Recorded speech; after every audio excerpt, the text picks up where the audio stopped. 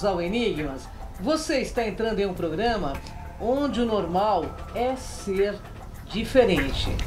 O normal é ser paranormal. Tudo bem com vocês? Tudo bem, Cris? Tudo bem, Katia Gaia? Eu estou muito bem. Nós temos que convidar você aqui, nosso público do Grande ABC, a assistir conosco aí, assistir a entrevista que fizemos com Eric Von Däniken. E fica aqui a nossa chamada para a próxima semana, dia 14, que será transmitido aqui às 14 horas essa entrevista. Assista!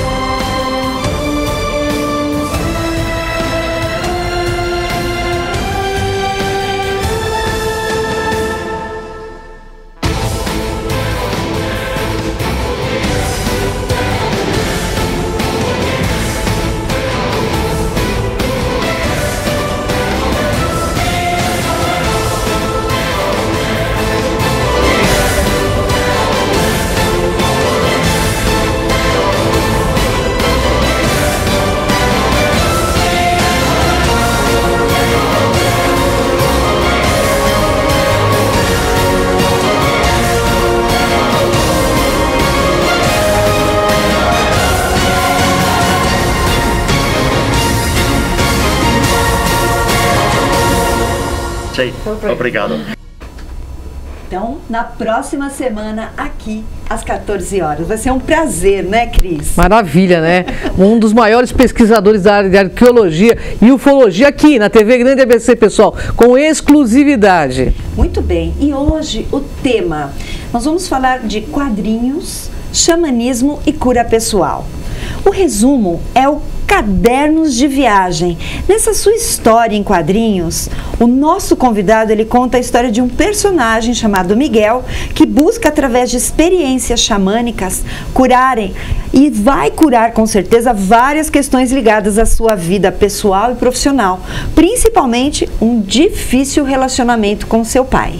Estamos aqui então com o Laudo Ferreira, que é roteirista, desenhista e autor da trilogia Yeshua. Tudo bem, Laudo? Bem-vindos ao programa Enigmas. Gratidão. Laudo. Obrigado. Honra enorme estar com o Laudo aqui, né? Mais uma vez para um novo lançamento. Eu vou pegar aqui o caderno de viagem, onde ele aborda, então, né? Vamos tirar um close aqui, onde ele aborda sobre xamanismo, esses contatos que acontecem, né, Laudo? Exatamente, faz parte do... O trabalho xamânico, ele é quase um protagonista da história, ele é um coadjuvante, né? Na história, o personagem, ele busca uma cura pessoal, né? De vários problemas, mas ajudado pelo trabalho xamânico. Olha que maravilha, né, Katia Gaia? E então, do que se trata o Cadernos de Viagem? Além de ter esse contato todo, então o personagem Miguel, ele vai passar por esse processo de cura. E por que você fez esse trabalho? Esse trabalho, na verdade, ele foi acontecendo por etapas, né? Ele era para ter sido uma história em quadrinho feita para a web, né? Para a internet. Depois eu optei em fazer um livro. Houve uma ideia de fazer algo meio biográfico. Eu não quis fazer... Aliás, ele não é meio biográfico, ele é inteiro autobiográfico. Eu só mudei o nome dos personagens, o rosto, né? Mas era contar esse processo pessoal, né? Essa é uma questão envolvendo o relacionamento pai e filho, essas dificuldades de relacionamento, que isso é meio comum, acho que principalmente no filho, né? No homem, né? E como que você pode curar isso através de outros caminhos, um pouco, vamos dizer assim, fora do padrão, né? Que no caso aqui foi o xamanismo. Aí. Perfeito. E como que é fazer um trabalho autobiográfico abordando coisas com o uso do ayahuasca?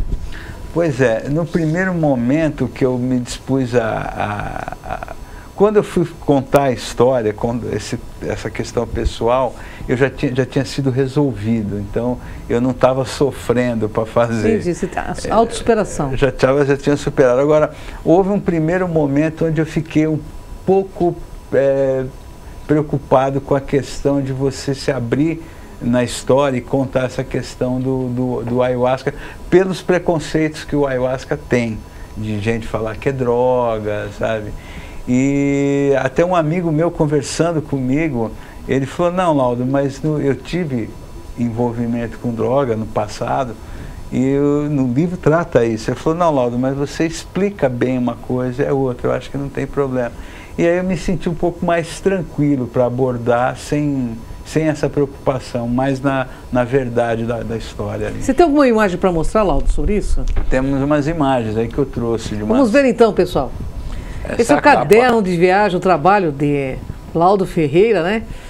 Aliás, o famosérrimo Laudo Ferreira aí, que vem com novidades nesse trabalho, abordando inclusive o ayahuasca aí, né? O ayahuasca. Olha lá, que interessante. Aí são alguns momentos da história, né? As ilustrações são lindas mesmo, Laudo. A história, ela conta algumas... Essa cura do personagem é feita através de flashbacks, né?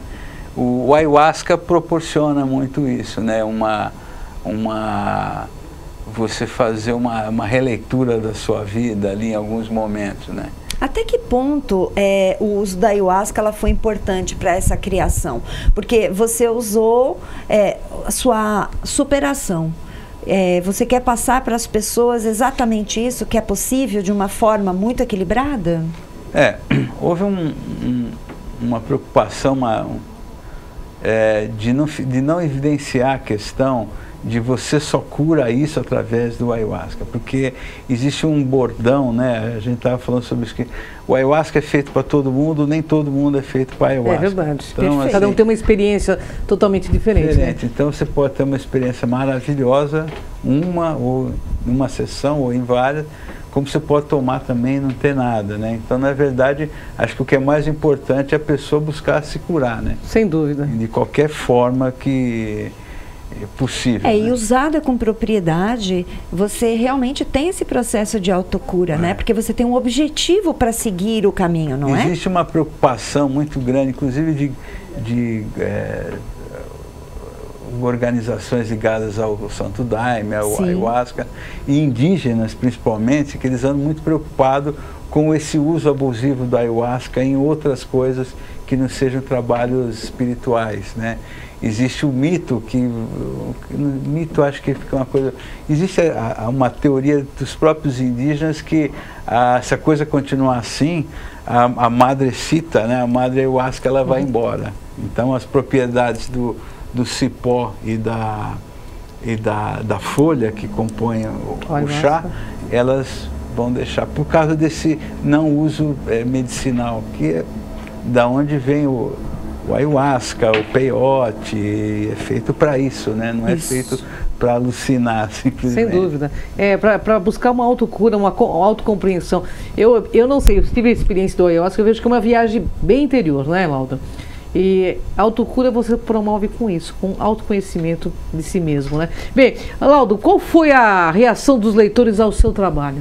Então, teve uma coisa muito interessante, que quando eu estava desenhando, escrevendo, desenhando ali, até montando a edição para mandar para a editora, a princípio eu estava contando aquela história, não estava muito preocupado se o pessoal ia ligar que é uma coisa pessoal, embora o prefácio e o texto da contracapa, eles acusem isso, né? Depois eu até brinquei com as pessoas que escreveram, mas não havia essa preocupação. O que foi muito curioso é que gerou uma identificação. Sem dúvida.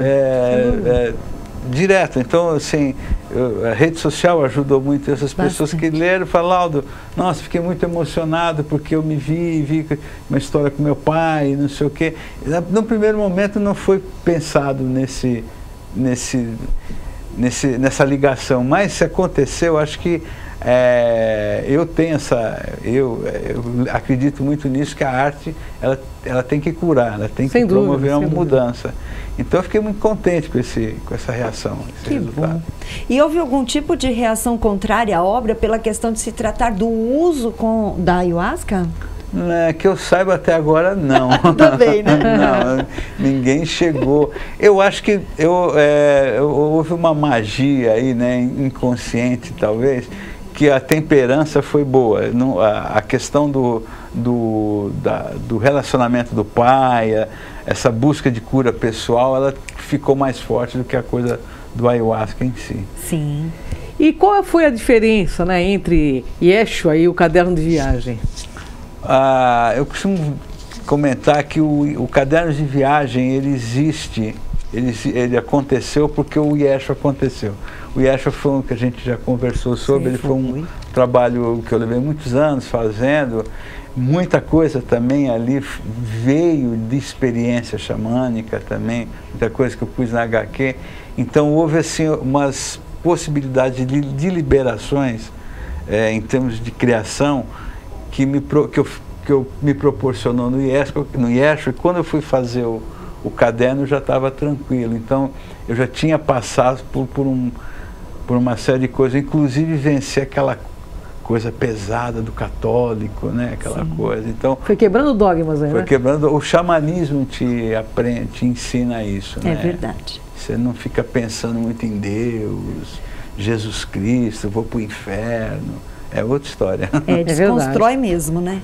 Bem, existe aqui o interesse em você abordar o xamanismo nos seus próximos trabalhos?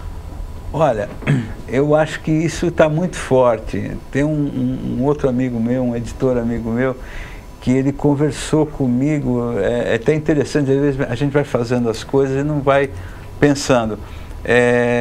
Ele falou, tem alguns trabalhos seus que eles mexem muito com a questão de alteração da realidade, né? Que o ayahuasca, eu nunca tinha pensado nisso, mas eu estou trabalhando num livro novo, que eu acho que é para o ano que vem, que ele agora é fiz com uma roteirista, né? Com uma escritora, que ele não lida tão diretamente com o ayahuasca, com o xamanismo, mas existe esse elemento na história.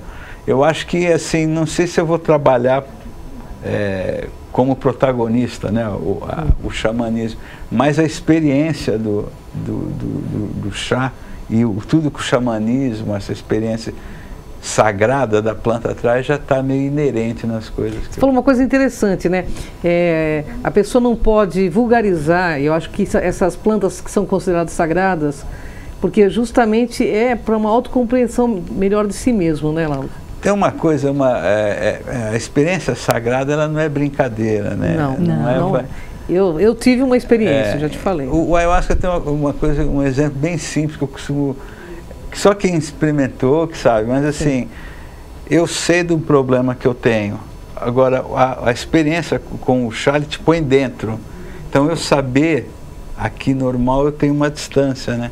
Agora, na experiência xamânica, ele te põe dentro, e você dentro do seu problema, dentro do negócio, é uma outra coisa. É uma outra história, né? E às vezes você confrontar com seus demônios não é bolinho. Não é brincadeira, né? Mas eu vou te desafiar. Você é um psiconauta, né? Você teve o xamanismo. Aí você teve a ayahuasca. Que tal você vir por cogumelo? Os cogumelos mágicos. Aí você faz uma experiência comigo que é fantástica. Podemos fazer. E aí depois você escreve. Deixar assimilar tudo. Aí você faz um combate. Senão a gente tira, Laudo. Laudo, e como foi a relação entre suas experiências com o xamanismo e sua vida pessoal e artística? Então, isso já começou no período que eu estava anterior fazendo o Yeshua, né? Eu comecei a fazer uma busca espiritual, ela foi acontecendo, já é meio inerente em outros trabalhos bem mais antigos meus, essa questão de entender o sagrado, sair da casinha, né, ou sair do catolicismo, entender um negócio além. E aí eu comecei a ter experiências pessoais muito fortes ali. Calhou de eu trombar com o xamanismo, que eu não acreditava, né? Eu debochava, eu ironizava toda essa questão do Santo Daime, essas coisas, e foi modificador. É lógico que a gente mantém o pé no chão, né? Sem dúvida. Né?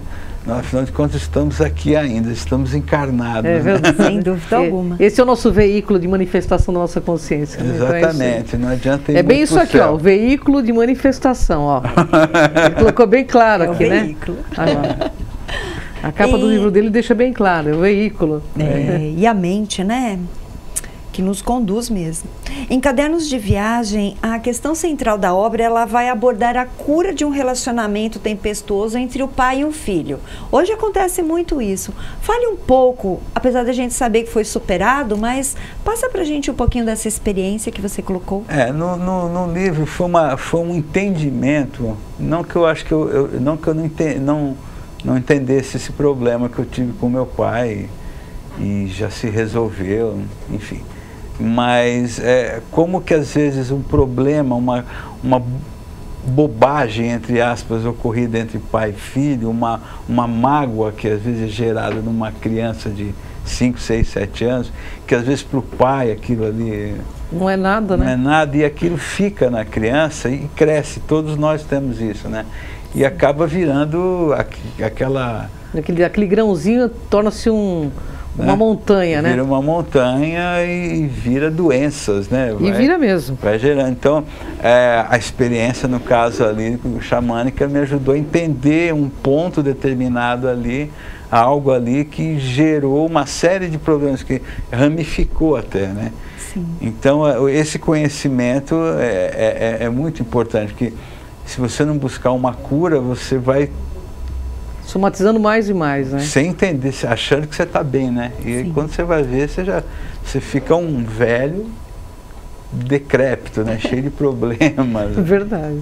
Que bom que superou. É verdade. Você acredita que os quadrinhos podem trazer mudanças pessoais e ajudar as pessoas a grandes mudanças?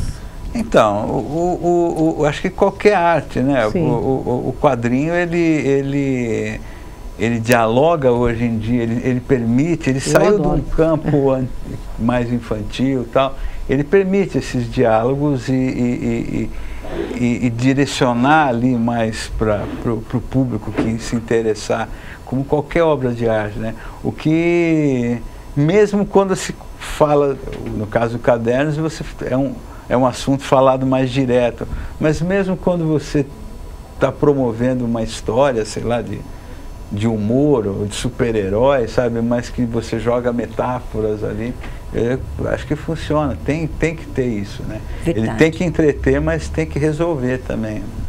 Eu acho bem legal, viu? E abordar desta forma suas experiências pessoais é muito positivo. Nos seus próximos, você pretende abordar as suas experiências, elas espirituais, pessoais?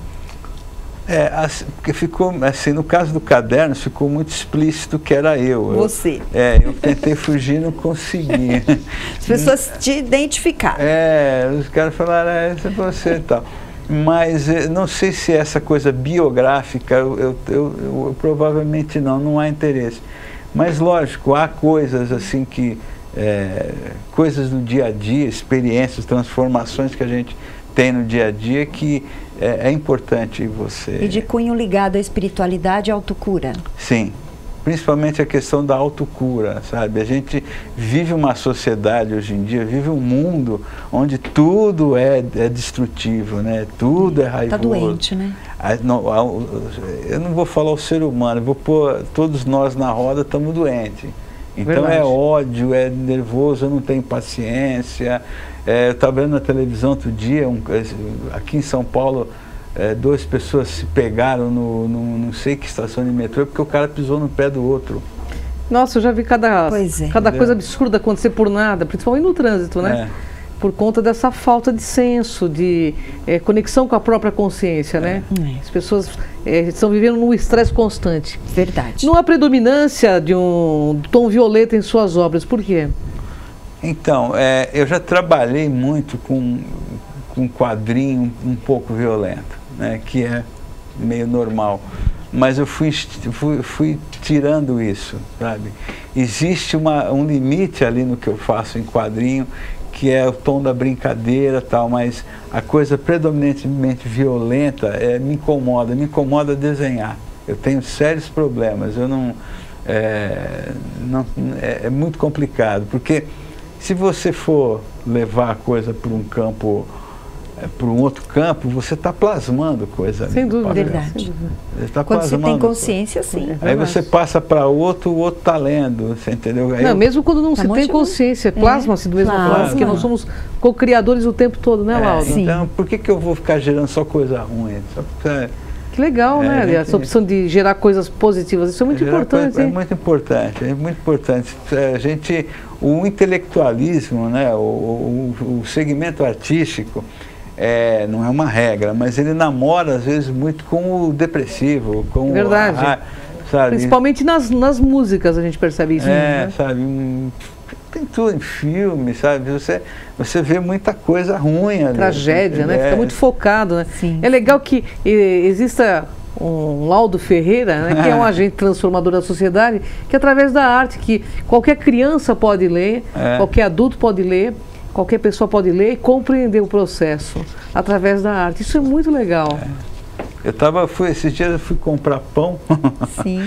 E eu tinha um fotógrafo, amigo meu ali, e a gente entrou nessa padariazinha pequena, a televisão estava passando um jornal, isso 7 horas da manhã, com umas coisa de um crime ali, super violento. E esse amigo meu virou e falou assim, virou para a moça do cara e falou, desliga aí, né? Pô, estou comprando pão para comprar, já com essa coisa violenta. É pesado, né, logo de manhã. É muita energia, a gente está precisa mudar esse desconectar, né? Então, parte-se do princípio que você não vai mais colocar isso nos seus HQs. Violentos, né? Não, explicitamente violento, assim, não. Já não é há algum tempo. Você pode até fazer uma coisa meio no tom da piada e tal, mas existe aquela coisa que você lê ali, ou vê, sabe, filme, música, que você vê uma seriedade ali, aí é complicado. E qual o caminho que você quer seguir agora? Olha, não sei. Eu vou ao sabor do que me inspira, sabe? Do que me inspira. Mas a gente precisa tocar as pessoas, né? Sem dúvida. Eu sou adepto, né? No meio dos quadrinhos se fala muito, né? De precisamos fazer quadrinho para entreter, também concordo com isso. E acho que tem que ser. Mas a gente precisa tocar as pessoas. Sem dúvida. Sabe? Você pode entreter. O Coliseu Romano era entretenimento dos romanos. Eles iam lá ver violência. Não é só entreter pela violência. Vamos tocar as pessoas melhor. E você está vibrando agora em outra vibe, né? Não tá nessa vibe de querer. Isso é legal, né, Kátia? Porque a gente vê isso claramente, essa frequência, né, na arte. Hoje a cultura do medo, né, está instalada nos então jovens. É legal quando vem alguém que mostra, não, isso aqui eu não quero mais. Olha, é uma opção tão inteligente, espiritualmente falando. Com certeza. Porque a gente pode escolher, né, Laudo? E é difícil. Porque difícil, claro. Os em volta são contra isso, né? Quer dizer... E comercialmente também tem que ter uma visão. Você paga, não no sentido tão pesado, mas você paga certas coisas. Na época que eu fiz o Yeshua, hoje em dia não, porque o trabalho foi entendido, mas na época que eu lancei o primeiro livro, muita gente achava que eu era beato. E o papo não é esse, a turma não entendia muito bem, sabe? Porque você está levando para um outro campo, não é isso, é uma outra história. Sim. Não estou preocupado se Jesus existir, não é essa a história. E você diria que seus quadrinhos, eles estão direcionados para um único caminho de agora em diante ou não? Olha, eu acho que eu prefiro achar que não, mas eu prefiro que ele esteja caminhando para o caminho do bem, né? Como diz aí, né? a música do Tim Maia, né? No caminho do bem.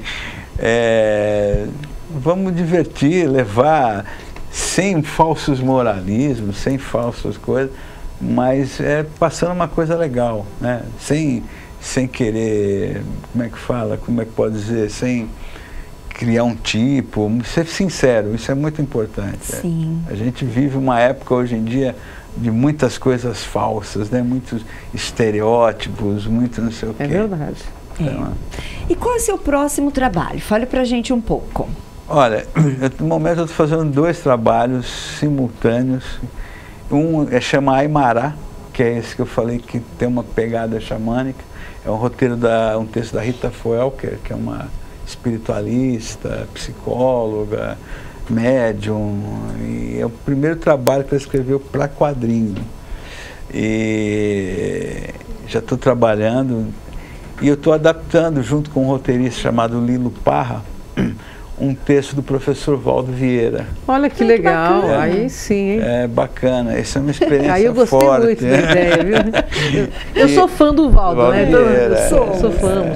Que é um texto dele chamado Cristo Espera por Ti. É um psicografado, ou pangrafado, né, como a Conscienciologia fala, um texto do Balzac. E aí o pessoal da Conscienciologia me chamou, como é uma grande responsabilidade mexer só com o Valdo Vieira, aí eu chamei um roteirista, porque já é uma grande responsabilidade desenhar, então vamos dividir com o roteirista. Então ele tem uma outra, além, não é só adaptar o texto, mas tem todo um em volta também ali que foi trabalhado ali, inclusive para tornar a leitura acessível aos jovens, né? Sim. E de novo ele tem essa coisa da cura, da compreensão. Laudo, você trouxe mais alguma imagem sobre o Cadernos de Viagem? Deve ter mais algumas aí. Vamos dar uma olhadinha?